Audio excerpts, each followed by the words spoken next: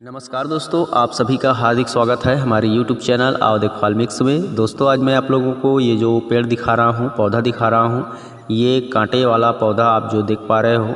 अगर आप इसके बारे में थोड़ी बहुत जानते हो तो वीडियो पूरा देख लीजिए, आपको इसकी पूरी जानकारी प्राप्त हो जाएगी। अगर नहीं पहचानते हो तो इसकी पहचान कर लीजिए। आज मैं आप लोगों को इस पेड़ पौधे के बारे में जानकारी देने वाला हूँ, बहुत ही अच्छी। तो आप वीडियो कंप्लीट जरूर देखिएगा। अच्छा लगे तो लाइक कीजिए, शेयर कीजिए और हमारे चैनल में पहली बार आए हैं तो चैनल को सब्सक्राइब करके जुड़े रहें, ताकि हम आपको इसी तरह की औषधि ज्ञान देते रहें और आप फ़ायदा लेते रहें। तो चलिए दोस्तों, आपको बताते हैं इसके महत्वपूर्ण जानकारी और फ़ायदे, तो आप देखते रहिए वीडियो को। दोस्तों इस पौधे को नागफनी कहा जाता है, नागफना कहा जाता है, वज्रकंटका कहा जाता है और इसे हत्था थुहर भी कहते हैं, क्योंकि यह थुहर के पौधे की प्रजाति का है। फनी का जो कांटे वाला देख रहे हो, थुहर से इसमें गुणधर्म कुछ अलग होता है, थोड़ा सा हट करके होता है। और इस पौधे का वैज्ञानिक नाम है दोस्तों ओपनटिया डेलेनिल। तो इसका वैज्ञानिक नाम ओपनटिया डेलेनिल है। तो आप इसे इस नाम से भी गूगल में सर्च करके जानकारी ले सकते हो। अब मैं आप लोगों को इसके गुणधर्म फायदे के बारे में बता रहा हूँ। इसको तो आप लोग पहचान ही चुके होंगे, क्योंकि इस तरह से जो पेड़ पौधे होते हैं सबसे कुछ अलग हट करके होते हैं, वे पहचानने में बहुत ही आसानी होती है और आसानी से हर कोई पहचान लेता है। तो आप लोग जान लीजिए, यह थुहर के पौधे का प्रजाति है। अगर आप थुहर के बारे में नहीं जानते हैं, थुहर के पौधे के बारे में नहीं जानते हैं, तो डिस्क्रिप्शन में उसका लिंक है, आप जा कर के देख सकते हो और उसके बारे में भी जान सकते हो। दोस्तों इस पौधे को आप बड़ी ही सावधानी से उपयोग करना, क्योंकि इसको हाथ लगाने से इसके जो देख रहे हो नुकीले नुकीले पत्तों पे, तनों पे, जहाँ भी देखो वहाँ पे इसका कांटा लगा हुआ रहता है। तो यह बहुत ही खतरनाक होता है। अगर इसको असावधानी से हाथ लगाओगे तो हाथ में चुभ जाएगा और बहुत ही पीड़ा होगी, दर्द होगा। इसलिए सावधानी पूर्वक इसके पत्ते को, तने को तोड़िए और उपयोग कीजिए। दोस्तों इस नागफनी के जो कांटे देख रहे हो आप, नुकीले नुकीले, इसका मैं पहला प्रयोग आप लोगों को बता रहा हूँ।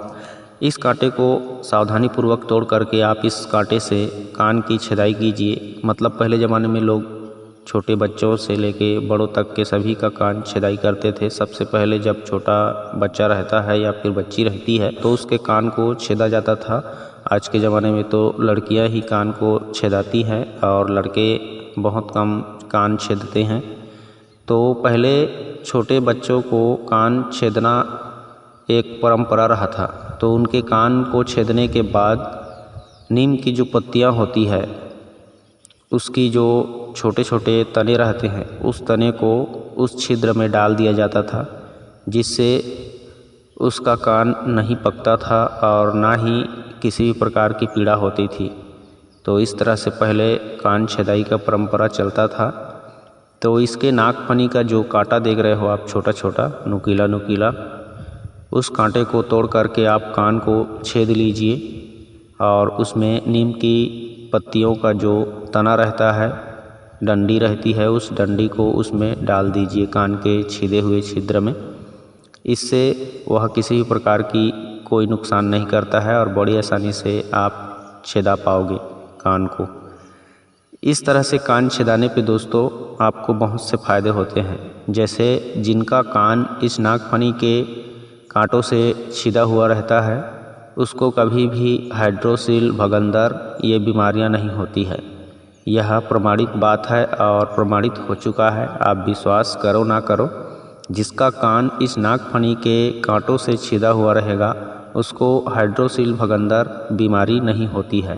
तो आप भी देख लीजिए, पहचान लीजिए, इसके कांटों का उपयोग कर लीजिए। नागफनी का जो कांटा दिख रहा है उसको तोड़ करके कान को छेदाइए और खुश रहिए, इन बीमारियों से बचिए और आपका जो कान छेदाने का इच्छा शौक़ रहेगा वह भी पूरा हो जाएगा। अब इसके अगले फ़ायदे मैं आप लोगों को बता रहा हूँ। यह सूजन और दर्द निवारक है और आँखों के लिए इसका दूध जो है बहुत ही घातक होता है, ख़तरनाक होता है। तो कभी भी इसके पास जाएं या फिर इसको तोड़ें, इसको लाएं, तो इसके दूध से हमेशा बच कर के रहें, क्योंकि अगर किसी भी तरीक़ा से इसका दूध आँख में चला जाए तो आँख ख़त्म भी हो सकता है, रोशनी गायब हो सकता है, आँख बंद हो सकता है। तो दोस्तों इस तरह से इसका सावधानी रखते हुए आप इसके तनों का प्रयोग कर सकते हैं, इसके पत्तियों का प्रयोग कर सकते हैं। इसका तो पूरा तना पत्तियां एक समान होता है। जैसे किसी गठिया बात रोगी को चलने फिरने में दर्द होती है, उनको कठिनाई होती है, तो उनके लिए इसके पत्ते को या फिर इसके तने को तोड़ लीजिए और इसके जो छोटे छोटे कांटे दिख रहा है उसको साफ़ कर लीजिए। तोड़ तोड़ करके छील करके साफ़ कर दीजिए। साफ़ करने के बाद उसके बीचों बीच को चीरा लगा दीजिए, मतलब बीचों बीच को काट दीजिए 2 टुकड़ों में। तो बीच को काटने के बाद वह 2 भाग में कट जाएगा। उसके बाद आप उसको जहाँ भी पीड़ा वाले स्थान है वहाँ पे पट्टी नुमा बांध करके उसको गोल गोल लपेट दीजिए और रस्सी की मदद से या फिर किसी कपड़े की मदद से बांध दीजिए जहाँ भी पीड़ा हो रहा है वहाँ पे। तो वह पीड़ा आप देखते ही देखते शांत हो जाएगा। आपको एक चमत्कार की तरह लगेगा, इतना जल्द ठीक करता है। किसी भी दर्द वाले स्थान पे इसको अगर बांधते हो, इसके पत्तियों को, इसके तने को छील करके तो आप देखना आपका दर्द जो है कुछ ही मिनट में गायब हो जाएगा। अब इसका अगला प्रयोग बता रहा हूँ। इसी तरह से काटे हुए इसके तने को, पत्ते को बीच से काटना और अंदर वाले भाग को आपको लगाना है जहाँ दर्द है वहाँ पे। तो इसी काटे हुए नागफनी के जो टुकड़े करे रहोगे उसमें से एक टुकड़ा आप एक आँख में पट्टी बांध दीजिए और एक टुकड़ा दूसरे आँख में पट्टी बांध दीजिए। इस तरह से जब दोनों आँख में पट्टी बांध दोगे तो आपको आँखों की हर तरह की समस्या से मुक्ति मिल जाएगी। यह भी एक चमत्कार की तरह कार्य करता है, क्योंकि जब इसको 2 भाग में चीरा लगा करके एक एक भाग को एक एक आँख में पट्टी बांधोगे तो आँख पूरी तरह से ढक जाता है और इसका जो अंदर का गूदा रहता है यानी रस रहता है उसका जो असर है सीधा डायरेक्ट आँख में जाता है। ये कमाल की बात है कि इसका दूध आँखों के लिए नुकसानकारक होता है और इसका जो पट्टी होता है वह आँखों के लिए बहुत ही फायदेमंद होता है। आँखों की सभी समस्याएं लगभग समाप्त हो जाती है। आँखों का दुखना, आँखों का जलना, आँखों से आंसू निकलना, आँख का धुंधला दिखाई देना, इस तरह से बहुत सारी समस्याओं को दूर कर देता है इसकी पट्टी बांधने से। मगर इसका दूध नहीं रहना चाहिए उसमें।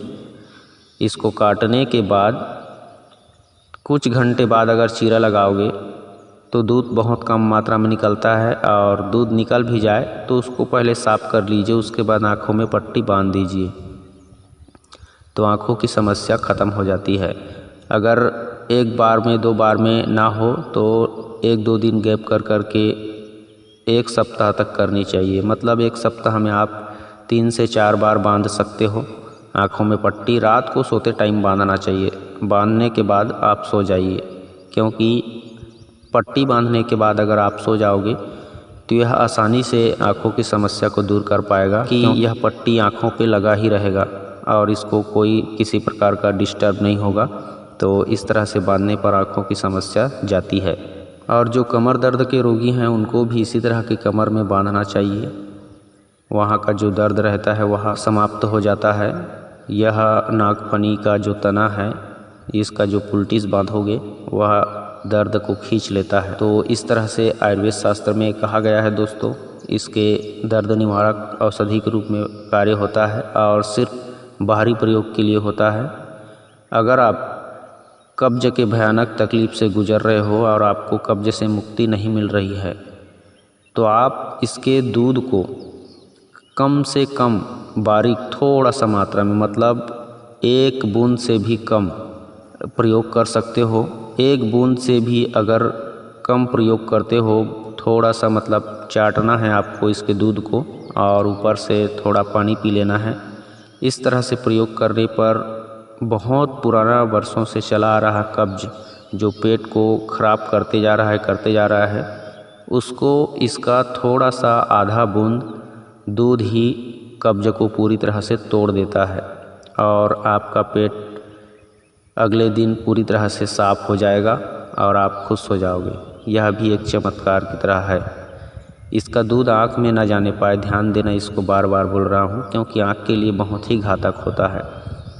कब्ज दूर करना है पुरानी से पुरानी, तो आप सिर्फ इसके आधे बूंद दूध को चाट लीजिए और थोड़ा सा गुनगुना पानी पी लीजिए।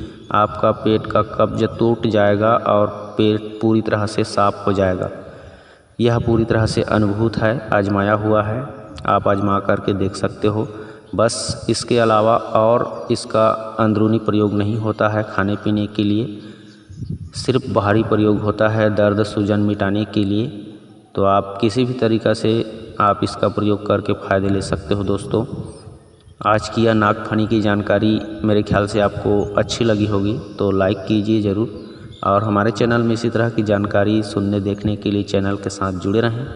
आज के लिए बस इतना ही। नमस्कार, मिलते हैं किसी और अच्छे औषधि वीडियो के साथ। तब तक के लिए अपना ख्याल रखिए, खुश रहिए। जय हिंद, जय छत्तीसगढ़।